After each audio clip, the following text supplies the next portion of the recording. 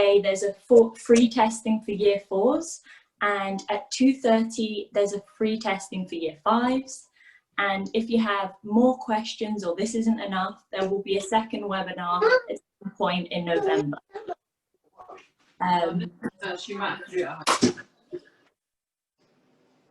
Okay, so if we're moving on. So what is the 11 plus? So the 11 plus exam is a selective entrance exam taken at the beginning of year 6, genuinely in September time.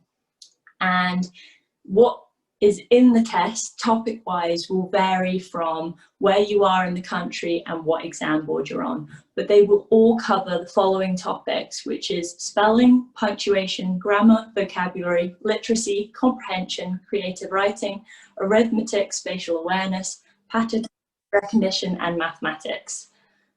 So this means that you will have to understand and be able to apply all mathematical and English knowledge well during the exam is what they're really looking for. So that is that.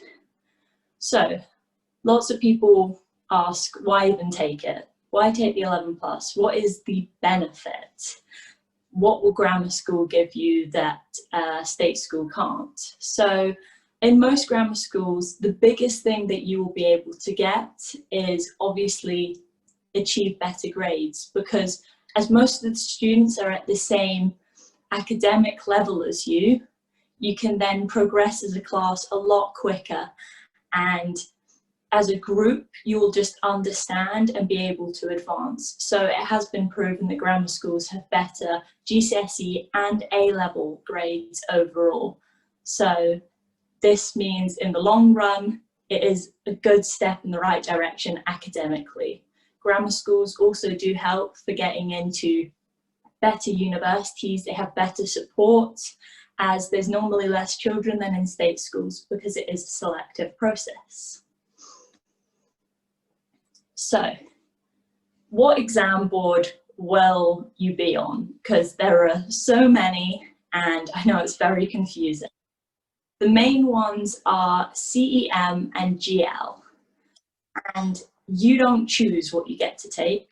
The primary school that the child's at will have what the exam board is, and that will be for your area and what the grammar schools are expecting. So the biggest difference between the two big ones is formatting, and I will go into that in the next slides because then you can actually see it and read it yourself. But also you've got to remember there is some places that combine the two exams, and also if anyone's from Essex, you've got the CSSE, which is just a different exam board that does the same thing. And Northern Ireland, although they don't do the 11 plus, they do a selective exam, which is the 11 plus style and formatting. So, right, if we go on to first, we'll talk about the GL exam. So this one's put into 4 different sections. You have your English, your maths, your non-verbal, and your verbal reasoning. Each of these sections, the child will be given 45 minutes. And GL is normally multiple choice throughout all of it, but then some can be in standard formatting where they have to write out. And for this, there will be a creative writing section in the English bit and a comprehension. So in there, they will need to do standard formatting. And you've got to remember with all exam boards in the English side, you are going to get marked on punctuation, grammar, and vocabulary. So it's a very big thing that you need to know how to write well, but also be able to express what you're doing well in these. So for GL, the hardest ones are normally verbal reasoning and non-verbal reasoning to understand at the beginning, just because they won't be doing anything like this in school. So it's really important that they understand what these question papers are truly about and what they're asking of the child, because at the beginning, if you look at them, they don't make much sense without explanation. So, right. So CEM exams is broken down into lots of different sections, but there's only 2 actual exams they'll sit. So there's one in English, one in maths. The English one will have comprehension, literacy, verbal reasoning, and the maths will have the numerical reasoning and non-verbal reasoning. But these are 2 one-hour exams that they will sit with a break in the middle. This one, although it's nearly all done in standard formatting, isn't always the one that is done more, because they find it can be taught well, this one, so they try and make it as fair as possible. But also the big thing of the CEM test is it's invigilated alongside an audio tape. So at the beginning of the exam, there will be a tape that is put on, and it will then basically count down the children during the exam, which some find very stressful and some find really helpful. So that is something to take in mind if you are doing CEM. It is quite a strict time frame you are given, so it's as fair as possible. So now we're moving on to, in Essex, the CSSE exam. So this again is done with the English and the maths exam. And you'll have pretty much the same as the CME, but they will just cover it slightly differently. And also they don't do as much verbal and non-verbal reasoning. So you've got to be aware of that if you're in Essex, that it's maybe not as important to train those sections, because in the past they have not been as weighted.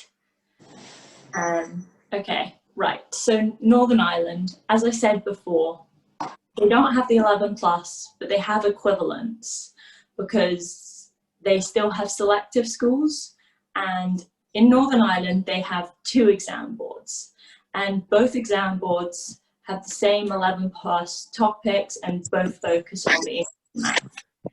The PPTC is basically the same as GL, the very first one, with the 4 sections that are each 45 minutes. So they use that over there. What is to note is that PPTC is a free exam, and all the other exams that I've said before, they are all free. You won't have to pay a fee at all. But if you're in Northern Ireland, AQE is an exam which you will have to pay a fee for if you want to do. And that is the big difference. And between PPTC, that is to enter any religious, so Catholic grammar schools, while AQE is to enter all the other ones that don't decide to use the religious exam board. So it's not for everyone, but again, it isn't your choice which exam board you get. It is what's in your catchment area, what your school chooses, what the grammar schools require. So it isn't up to you, and you will have to practice for what you're given in your catchment area. So now if we move on to what is the best book to buy to help you train at home for extra practice and to understand. And the CPG books are the best, because not only they will help for no matter what exam board you're on. So they give so many questions and so many examples, so you as a parent will be able to read the examples through, and you can help at home if needed for one of the topics, because they're really good at explaining and giving good materials that it's really broken down slowly, but they give plenty of questions, so you have lots and lots of practice. Also, we do offer lots of extra materials for the pupils while they're going along their 11 plus journey, in, lesson and out, so there will be plenty of practice and aid along the way. So the application process is a little bit different depending on where you are. but it's normally around your year 5, April to May, but April is the soonest. It can be a lot later, and you've got to watch out because in some areas you will have to do it through the summer. So you need to contact your school or research on your school website and see when they have theirs that open. And from this, you'll need to do it in time because they aren't normally very lenient if you miss the application. I think there's a few days, but really you shouldn't rely on being late and hopefully getting it in, because if you miss that deadline, you don't really get second chances. So the process itself isn't difficult.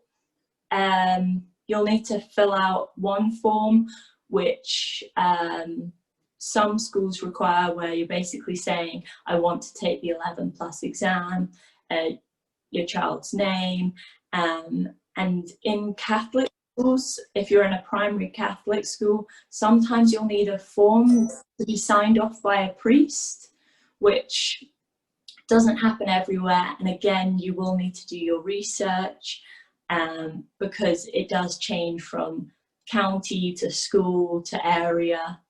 And then everyone will need to fill out the local authority preference form. And this form is to say, if I pass my 11+, I want to go to this school. And if I can't get into that one, I want to go into this one. And if not, last choice is this one.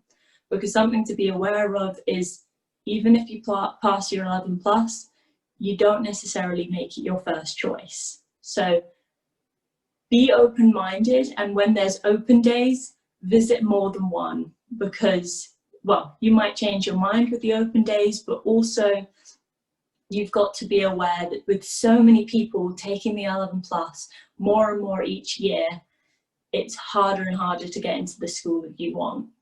So the local authority preference is normally one that you fill out before your exam, but some places you fill it out in October, so it's just after the exam. Again, you'll need to make sure you're on top of this, but most deadlines for the first form you have to fill out is June to July, so it's the end of the school year. So you need to make sure that by the end of year 5, basically, you have applied for the 11+ test if you're interested. And something else to be aware of, if you sign up for the test, it is free, there is no fee, but come September, you don't want to take it, you can say, and you do not have to take it. But it is better to sign up for it and then have it as an option if you're on the fence, then leave it and then you can't apply anyway. So it is always best to fill out the form, send it in, and see how you feel at the time. So there you go. So how long does the exam take? Quite a few people are not sure, because this is the first big exam most people will take if they're in primary school. And most places it is done all in one day, which is a lot. So it is something you need to be prepared for mentally, is sitting down and concentrating really hard on a test for a whole day. Obviously they get big breaks in between and everything, but it is all done normally on one day. I think in Northern Ireland and in Essex, occasionally they split it, so you do maths one day and English the next. But with GL and CEM, it's normally done all on one day. So one exam in the morning, big break in the middle, and then the next in the afternoon. So one thing to be prepared for is obviously make sure you're eating lots, drinking lots during the day. I know this is far away for some of you, but also if you are doing practice tests and all of this, make sure you're kind of getting into a comfortable routine so that it doesn't stress you when you're in the actual exam setting, so it feels as natural as it can be. So the big question is always, what is the success rate? And it is fair to know that 1 in 6 people on average pass. But if you're from somewhere like Kent, it's 1 in 10. So it's even lower.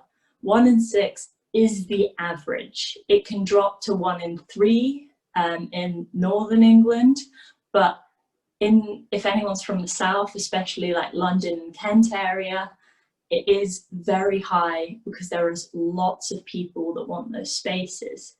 But again, as I said, you don't always get your first choice. And also, if you only pass by a few marks, you don't always get into a grammar school if there's so many people. So you can pass it and still not make it. So you need to be good enough at the test that you pass very comfortably to the point where you're not on the edge. So that's a big thing. With more people applying and more people passing, there's obviously not the same space in the schools. I know this is a big problem overall, but the success rate is getting lower and lower each year. And I'm not saying this to scare you off, but it is the reality of more kids and less space in school. And as they are selective schools, they can choose how many students they want. They have taken on more students over the past couple of years, but they still are selective, and they're not like state schools where they just accept everyone. So it is something to be aware of. You don't want to just be scraping past, you want to comfortably pass your test, which I'm sure everyone wants to pass with 100%, but yeah, it's something to be aware of. In very busy areas, it can be the fact that you pass and you don't make it. So you've also got to be aware of catchment areas. So this will be on your like postcode. You'll be able to, you have to be in a certain distance of a grammar school. And this changes from area to area because it kind of also depends on like if there's a direct bus route or if there's direct train and things. But this is to reduce the risk of people from miles away coming in and taking a grammar school space that was for someone that lives in the local place. So they do have that in place to reduce counties clashing, but yeah, you'll have to definitely check catchment area on where you live. And gov.uk is normally a good place to look for what area you're in for your grammar schools. But normally if you've gone to a primary school that's close, then you can go to a grammar school that's close too. So there's normally not too much to worry about. So another big thing is if you miss the deadline for the application and you have just gone up and you just by accident, which can happen, is there a second chance? And if you miss the deadline, there is a couple of days, as I said before, where they will let it slide by, but you really shouldn't rely on that. If you do miss the application, you do not get a second chance, really, in 11 plus. It then goes on to 12 and 13 plus. But also, if you fail your 11 plus, you cannot take it again. You then also have to wait till you're 12 and 13 plus. And 12 and 13 plus are like the 11 plus, but as they're done when you're older, they do get progressively harder and harder. So 12 and 13 pluses, you will have to check with the grammar school that you're interested in. So you'll have to go onto their website and you'll have to read through. Some offer 12 and 13, some offer just 13, and some don't offer any second chances. So it is something to be aware of and keep open-minded about, because not everyone passes, so it is a possibility. But 12 plus is a lot rarer than 13 plus, because 13 plus leads the kids straight into starting the year as a GCSE student, so they can take GCSEs in the grammar school. there is nothing during the 2 GCSE years. You cannot transfer and take an exam into a grammar school, just because they want to keep on the same exam board and all of this.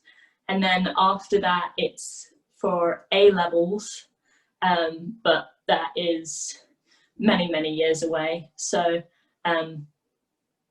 the only other thing is, if you failed your 11 plus by 2 or 3 points and the grammar schools do have a few spaces left, then it's up to your parents then to go into the school and appeal. So an appeal process, it doesn't always work, and sometimes it does work, but what you've got to be aware of is they don't have to accept your application for your appeal if they think the school's too full, or there's someone else that's doing an appeal that got a better mark or something like that.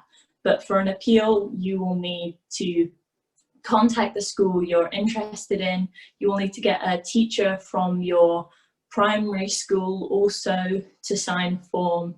So it's quite a long process, but if it's something that you really want, the appeal process is also there in place for if you had a bad day or just missed it by a couple of marks.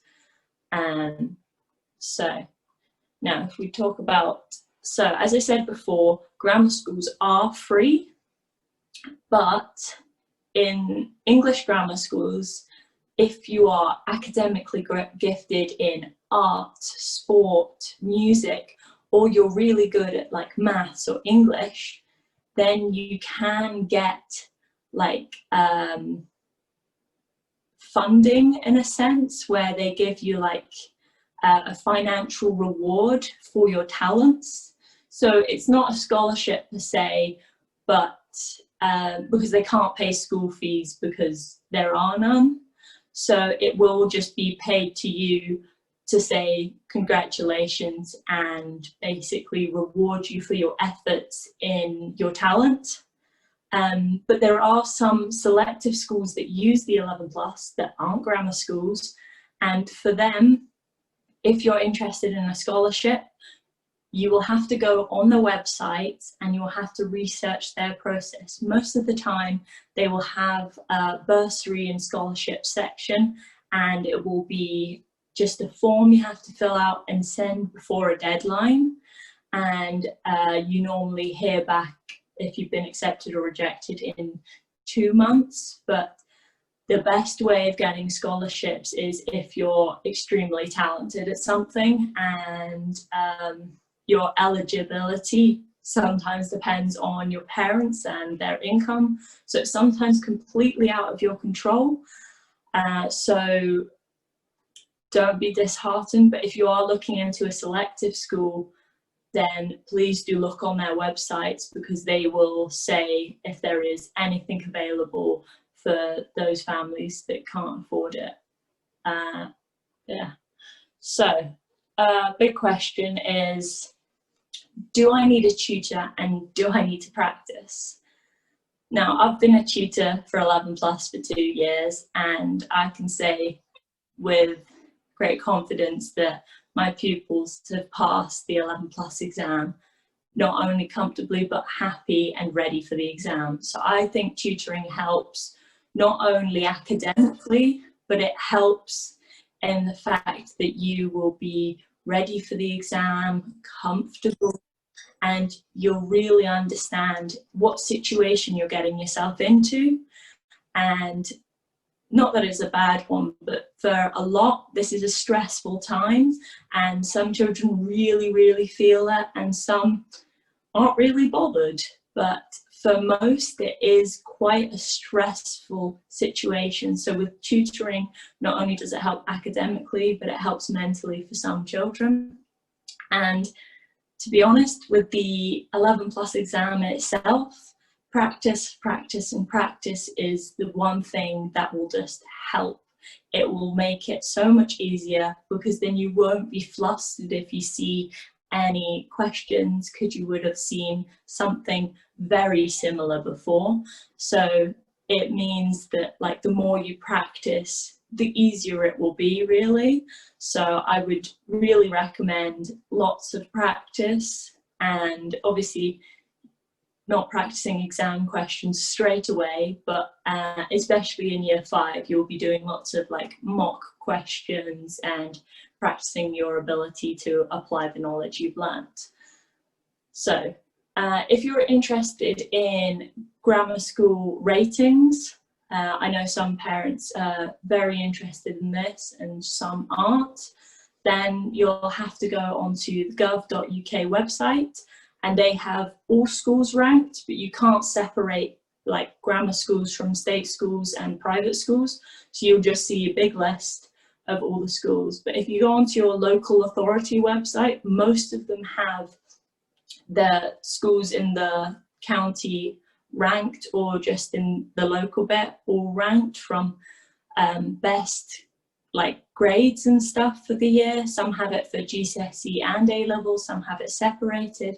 But if you're interested in ratings, you will have to go on either gov.uk or onto the local authority website. If you're interested in Ofsted ratings, then you'll have to go onto Ofsted website or onto the grammar school that you're interested in. They have to list what their Ofsted rating was. So if you're interested in that, then you can obviously go through the school website to see that. Right. The pass mark for 11 plus, it does vary a bit because it is a normal distribution curve, so it's pushed a bit, but it's around 80%, but some go up to 85%. So it is pretty much getting the whole test right and making a few mistakes along the way. It is quite a hard test, and I know some are multiple choice and some are standard formatting, and some people might think that's unfair, but normally with the multiple choice tests they have a higher pass mark, and with the standard formatting they're a bit more lenient with marking because wording of questions can be a little bit different. Something to be aware of though is obviously English, you get marked for punctuation, grammar and vocabulary, and in maths, if it's standard formatting, you get marked for your workings out. So even if you couldn't get the final answer, you can still get a few marks for showing your thought process. So that can also help. But also it's something to be aware of is you don't have to answer every single question. And something I found while tutoring, there is some children that will have to just move on and leave that question till the end, because otherwise it gets too much in their head and they won't be able to concentrate. So for some children, it's great to just sit there and stare at the question until they understand it, while for others, it's a lot better that they just move on and they leave it till the end and hopefully come back fresh-minded in 20 minutes. All right, so what are like the 4 kind of sections that I was talking about? So obviously the English and maths, they're at the same level vaguely of what they will be doing at their year 6. So they'll basically need to be almost a year ahead. So they'll be pretty much at the same level.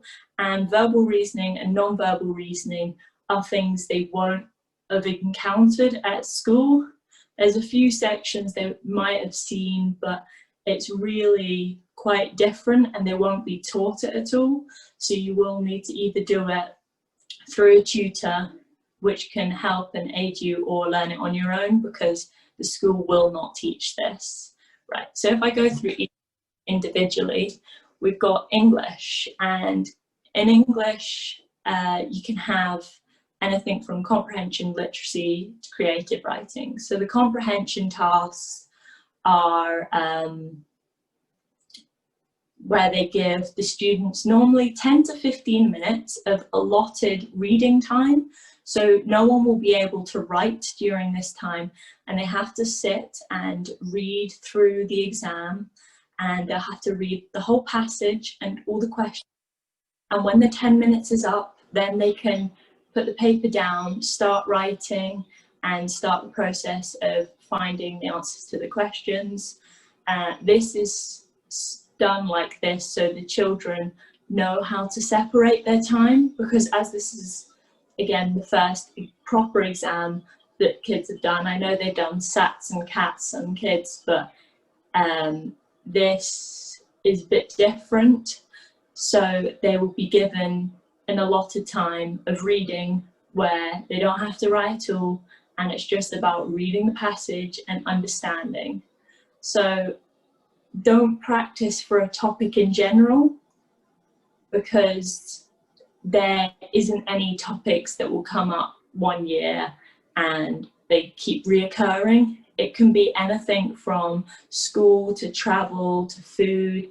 So just do lots of reading, and at the end of the reading, as a parent, you can ask questions about the book and see if they've understood what they're reading.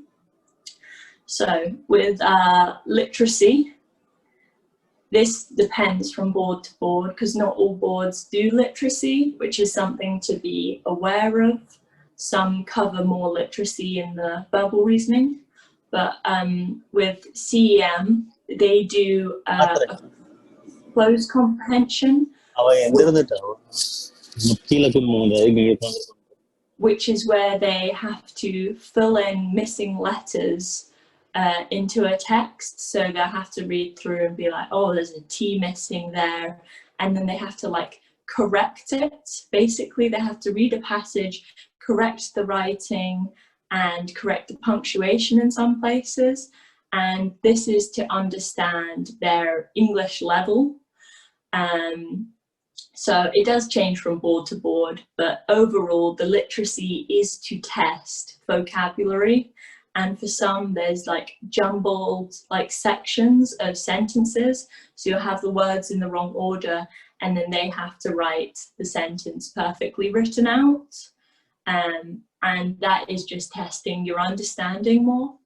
So creative writing is what I would say most exam boards do test. I think Northern Ireland, only one of them doesn't test it, but some of the smaller exam boards might not test it. So here, creative writing, you are given 2 questions at the top, and you'll have to choose between one of them. And it will either be a descriptive task where they have to describe what place or situation they're in, and they have to give a storyline. Or it can be a persuasive task where they have to write a letter of complaint saying how upset they are about someone's product. Or it could be a student at a school and you're trying to write a convincing speech to get new football pitch at the school. Or it can be narrative, where you have to write your own short story, and they'll give you the topic of space or in the past. So the final one is normally exploratory. So this is where you're doing like instructions, or you're like writing an article. So you have to like really explain what's going on. And again, you've just got to get good at writing in a formal setting, and you don't get to choose which one you'll get. You'll get a choice of 2 normally. So one will be descriptive and one will be persuasive, for example. But you need to get good at writing all 4 of them, because you don't know what you're going to get. And again, there's not normally a topic, but they're normally quite vague with their questions. So for the narrative one, they're like, tell me about your last experience in space, and you then have to write about that. It's not normally you have to write about something pinpoint, but you do have to be ready to do formal writing and then narrative writing, which are different, and they will be marking you on that. And they do also mark you, obviously, punctuation grammar, but if you're using the same vocabulary a lot and there's a good synonym they could have used, they do mark you down for that, because if you just sound like you're repeating yourself, they think that it could have been better written, they will mark it down. So that's the English exam. For verbal reasoning, as you can see on the slide, this is an example of the kind of questions they could give in verbal reasoning. And here, if we look at the first question, you can see if you put a T in the middle, you have sprint and train. So here, verbal reasoning is understanding if you can pull out words and you can understand vocabulary again. So you need to insert for this task letters that make the end of one word and beginning of the next word. This is just an example. Not all questions will be like this, although you might get some like this. So they will also be testing like word definitions. So they'll give you a word and they'll ask you to define what it says, as if it was in a dictionary. You will also have synonyms and antonyms that you'll have to do, and you'll have to find the opposites and all of this, but it will be in, I would say, a less formal setting. It's not writing an essay every time, it's normally writing one word or one letter to complete it. So it's all about logic, and also there's some logic patterns that you have to do with words. So you'll have to learn how to do them, and without examples, it is difficult to show what they're all about. But there's also word Venn diagrams where they have this word associates this, this one associates this, and they both associate to this. And then you have to find the words that don't associate at all. So it is really, really testing the whole picture of English. And if you really understand what you're reading and what words mean, that's the big idea with verbal reasoning. In mathematics, as English, they are testing your Key Stage 2 knowledge, but you will have to be ahead a bit of where you are in Year 5, because they are testing Year 6 knowledge. So you'll need to know things like all your perimeters for 2 and 3D shapes. You'll need to know all measurements, data handling. These are just a few topics, but most exam boards work very closely with how Key Stage 2 works. And as you see in the question next to me, here it's all about rearranging and finding the missing number. Again, this can be in your exam, but not always. And in some exam boards, they do numerical reasoning and numeracy, which are a bit different. But again, that's just more pattern based, but it will be using an application of the mathematics they have learned in Year 2. So it's very important to understand the whole picture and be able to apply what they've learned in class to any sort of question. If we look at non-verbal reasoning, this one, without being taught, is by far the most confusing. And with all the kids that I've tutored, for the first 2 weeks, they all stare blankly and then they all love it, because then they know what's going on. But at the beginning, it is really difficult because you've never really encountered having to put letters on a pattern to find a new shape to code, which doesn't make sense to start with. But as you can see here, you associate one letter with color, one with pattern, and then you have to find the final code for your 5th shape. So that's an example of a question that you would get in a non-verbal reasoning paper. And it is testing your sequences with patterns and letters. And it's testing like shape recognition. There'll be lots of like symmetry, but there is lots and lots of like shape coding, pattern, all of this. So it is really testing not intelligence, but it is testing how you can process data And if you can understand what these codes mean and if you can decrypt it, which being taught, most children love this because they think it's a game at the end, and it is really fun, and it is my favourite paper. I think it's great.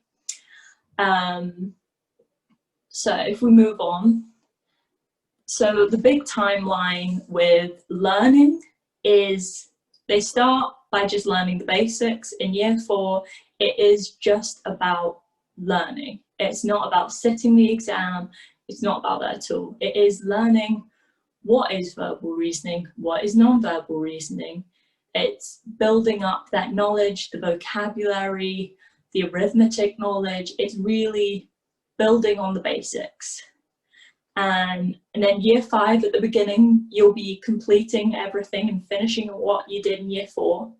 And then towards the middle of year 5, you normally start doing mock exams, where you then have to apply your knowledge into these stressful situations in these environments that you're not used to, and see if you can do questions with no help at all and under time pressure.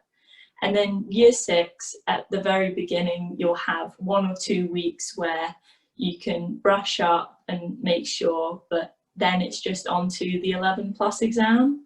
So it is very early on in the year that you will be doing the exam. So for year 4, as I said, it's understanding what's going on and trying to apply knowledge in a simple way to questions that are 11+ based. And I feel like year 4 is where you begin to really understand what these weird looking questions are actually asking of you, because for a lot of people it's not that it's tricky, it's that they don't understand what's truly happening in the exam, which is fair because most children have not seen this style at all before. So moving on to year 5, this is, I would say, the most important year. They will learn time management and they will be able to see how they can deal in an exam situation.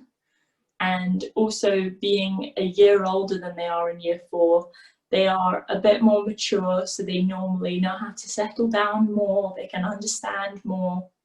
And it is a very important year if you're interested in 11+, because you'll be able to take everything that you've learned from year 4 and really apply it under a time pressure, and you'll understand so much better how to do the questions. I know quite a few children come back after the summer holidays and they're in year 5 and everything just clicks after the summer holiday when it just didn't quite the year before.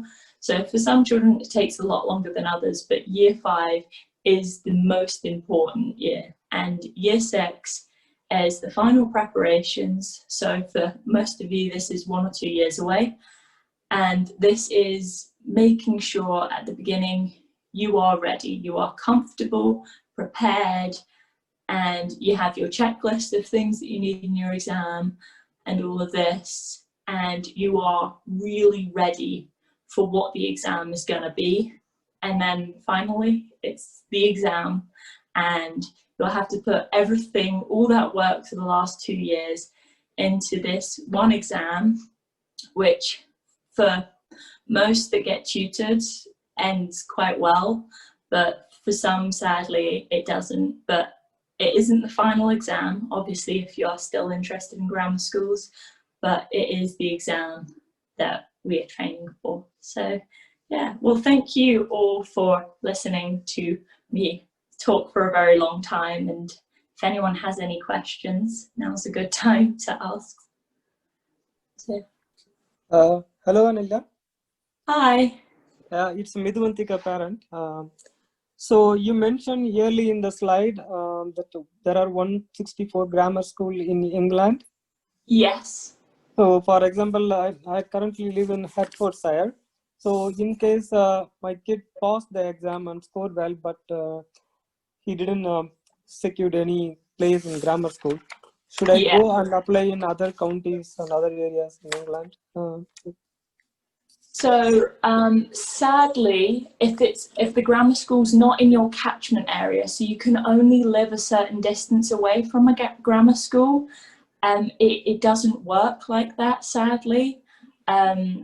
If you pass the exam and they didn't have enough space, sadly that just means the grammar schools are full and the kids above did a lot better in the exams.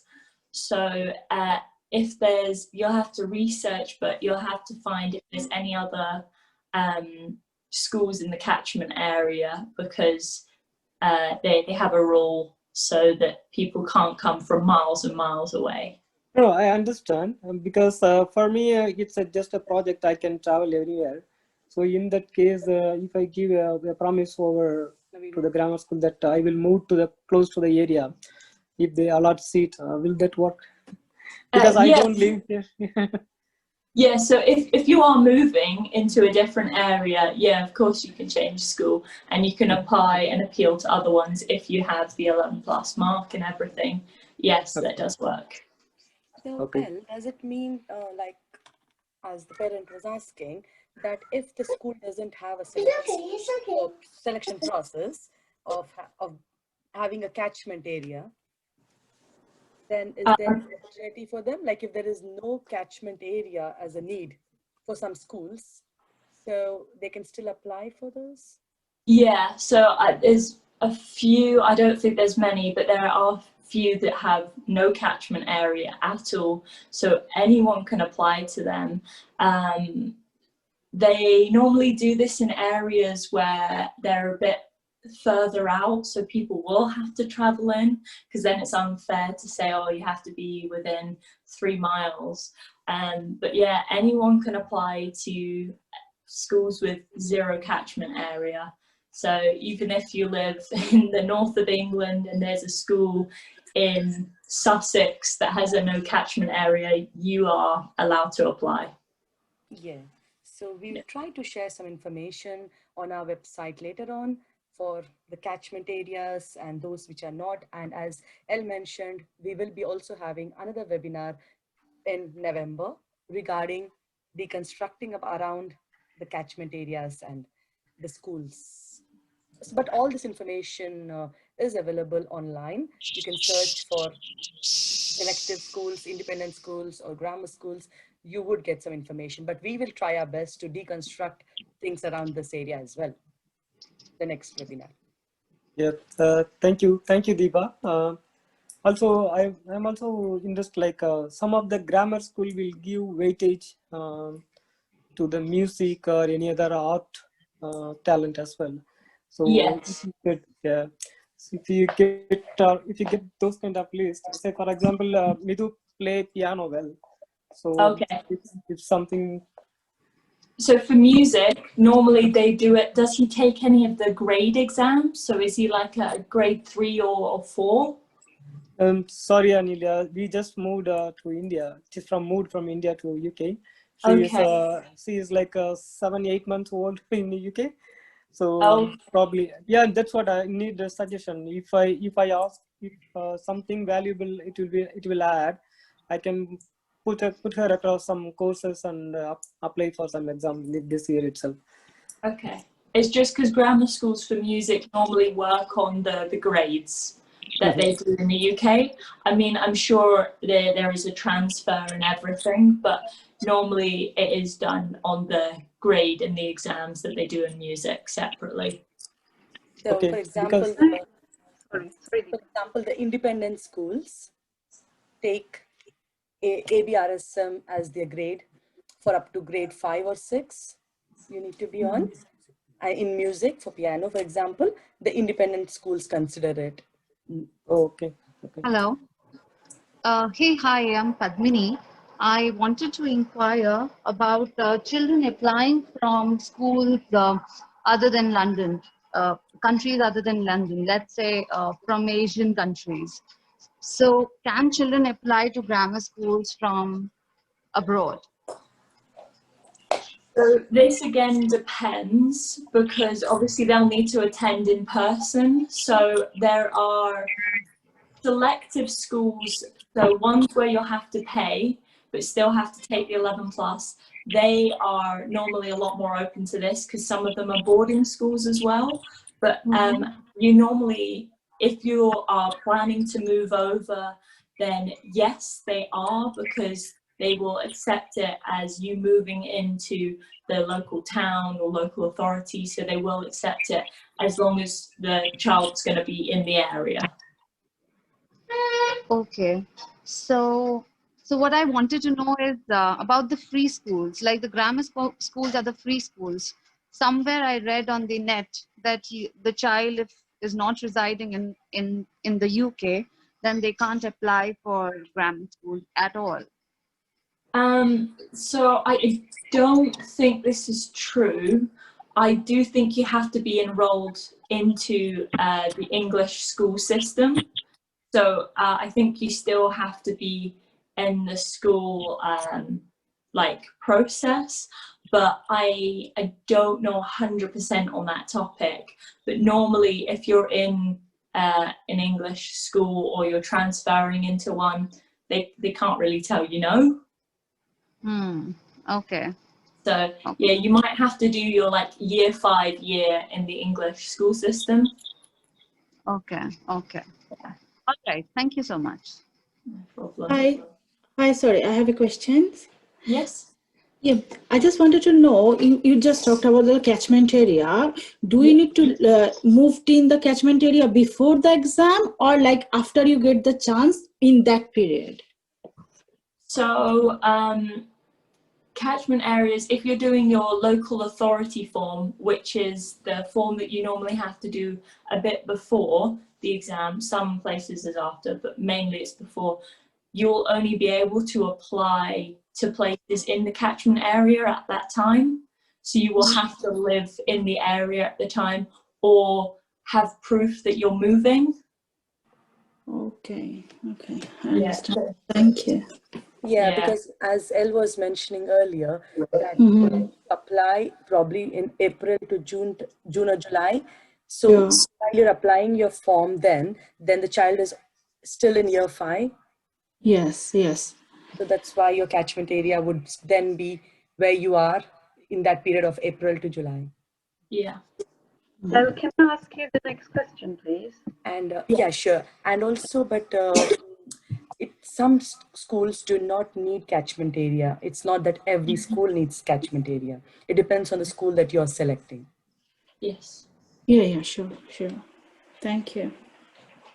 But that's the problem. We're not very keen that our child, who's a girl, goes to an all-girls grammar school. So it looks like my options are really only Shrewsbury and Latimer. If we wanted her to go to a mixed school, is that right? I'm sorry, I can't really hear you. Do you Can mind? you hear me now? Yeah, I can hear you a lot better. Okay, so I have a girl. She goes to Woodford Green Prep right now. Yeah. And we do not want her to go to an all-girls grammar. We want her to go to a mixed grammar. Yeah. Or at least we are aiming at that. And I have looked up, and it seems like my only options are Latimer and Shrewsbury Nest in London. Is that right? Yeah, London, I think they have 5 schools. If you look in, I think there's a few that are more boy heavy, but there is still mixed.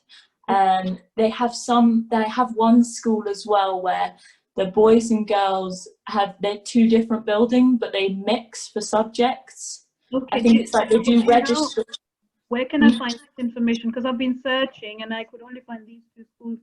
And some people, from your experience, some people tell me I'm actually extra challenging my daughter by aiming at a mixed school. If it was all girls or all boys, it's kind of less competitive. But I don't know, is there a trick in that, or like what's your experience?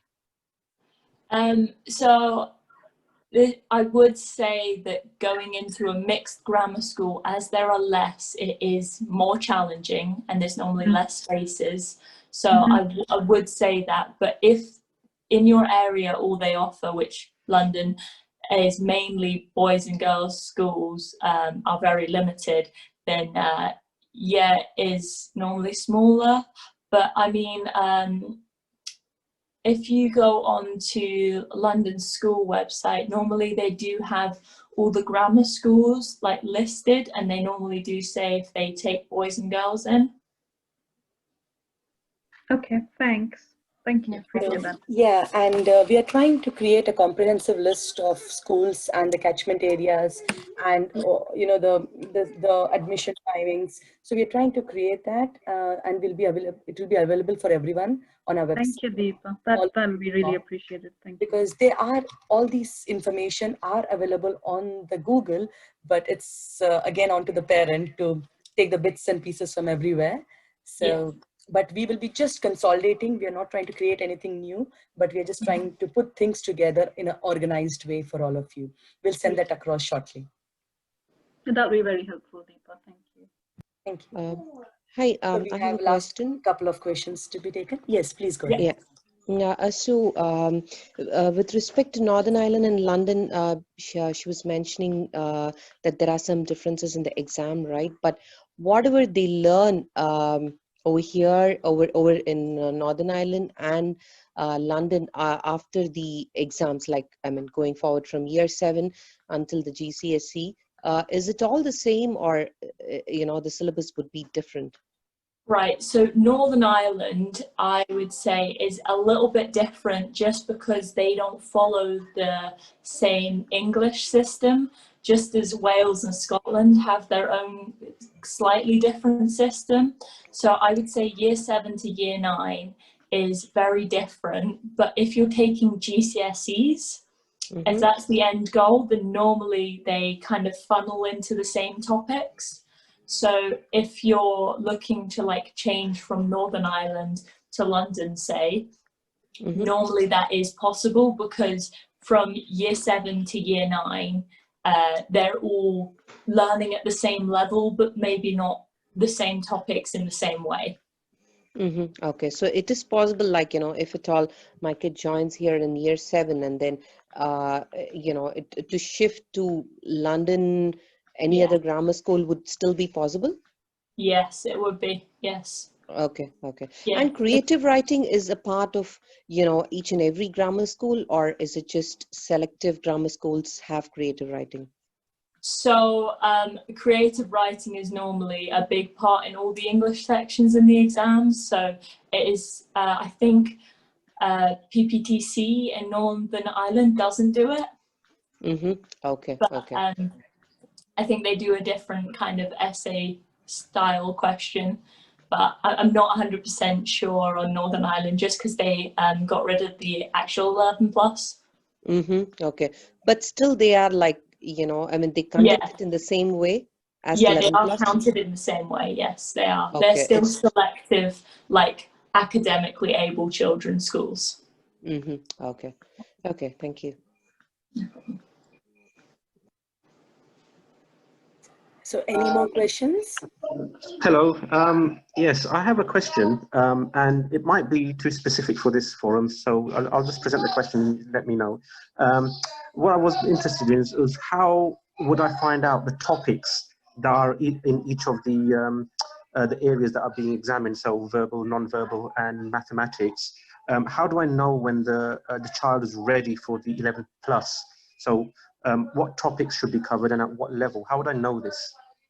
Okay, so the way to know what topics are going to be covered is you've got to know what area you're in. So if you're going to do GL, CME, you need to know that, and then that will already break down massively what the like topics you'll need to know. And then they have so many resources and past papers, so then you'll be able to see the level from there. So it is researching the exam board, and that will really tell you. But the level is normally year 6 is what they're testing, but they're testing it almost a year before because they do it at the beginning of year 6.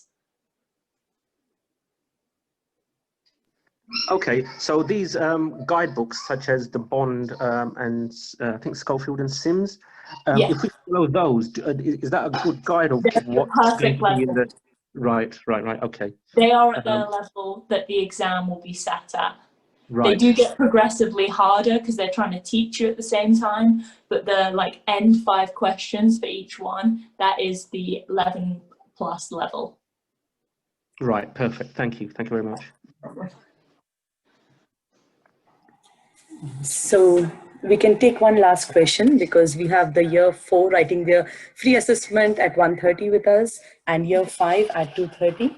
So any questions from parents? Deepa, is it at 3 o'clock or 1:30? Because so this is the free assessment and not the free assessment. Okay, okay. Sorry. Yeah. No problem. Yeah. So those taking the assessment can stay because we will be sharing the pin for the exam with your children. So you can stay, but any more questions for this particular session of demystifying the 11 plus?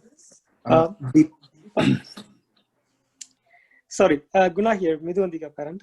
See, you know, right, Midhu haven't gone to year 4 here.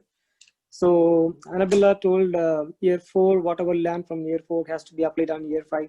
So is there any particular effort we have to do to cover this 1 year gap? Because we haven't gone through that year 4 here. So is there any special things I need to, that you guide me? The students who missed year 4 in UK. So the way to cover the gap is, I would say by, I don't know if you go into any like bookstore and you get Key Stage 2 books, and you can just go through them. I mean, if she's in year 5 now, she's probably at a good level anyway. And if she just goes through them to make sure she knows all the topics, but through 11 plus tutoring as well, she will be like starting at the beginning of every topic and going through it slowly. So she will be learning how to do everything. Okay, thank you. I'm done. Thank you very much. Yeah. No Because problem. actually, I think Mithu is already with HUNARly for the intensive course of 11 plus. So we at 11 plus for year 5, we are trying to cover all the topics that's needed for the exam, and that would actually cover the foundations as well. Yes. Oh, that's great. Thank you very much, Deepa. Thank you. So thank you, El. It was such a wonderful session. Deepa, Yes. a quick one. You mentioned that there is some assessment right now. Do we need to register for that, or is it open for anyone? Sure. So let me explain about that, but just a quick one. If we have any more questions for El, then we could please ask about the 11 plus. Otherwise, we could move on with the assessment information. Anyone else have any questions to ask? Just one question. Yeah, please go ahead. I know you talked about the different boards and the different locations. When talking about tutoring for these areas, are they focused towards your particular targets, or is the tutoring fairly generic, and the onus is individuals to try and work out what they need to focus on? So the tutoring itself, what topics you're learning, it's pretty generic as far as it goes. It's pretty much everyone's covering the same topics. I would say the only thing is when you're sitting the like mock tests and the mock papers, that's the only thing that will be different really as far as tutoring goes. But if you've got like tutors that are specifically in your area, they will normally be doing the exam board, and the first just learning part is all the same, and it'll just be the mock exams that they take. It'll be more specific to what they're learning. Okay, thank you so much. No problem. So focusing on the concepts and having a good foundation is so important at this stage. Only reason being, as in El's presentation, you could see in the beginning that why 11 plus is because once they get into the grammar school, they all are going to be at the similar level of understanding rather than a mixed abilities. So it's so important that it's not about the mock test, and it's not about just passing with a little few marks from the pass mark, but comfortably getting through and aiming for excellence is very important. And that can be only achieved with having all this first initial 6 to 7 months with your very good foundation and doing your mental maths quickly and knowing the concepts around creative writing or verbal reasoning. So Yeah. that's what we should encourage, because mock exams, many are doing it, and there are a lot of exam oriented approaches people are taking. But when they get into the grammar school, it is going to be very challenging for the child to cope up the pressure. Of course. Yeah, thank you. So thank you, El, and thank you all the parents for joining us today. It was wonderful to have you all, and we wish every kid a very best of luck for your preparations for 11 plus, and we hope for a holistic growth of the child so that they contribute better to the world. Thank you very much. And those who are with us and planning to have your foundation classes with HUNARly, then we will be having our assessment happening at 1:30 now. So those of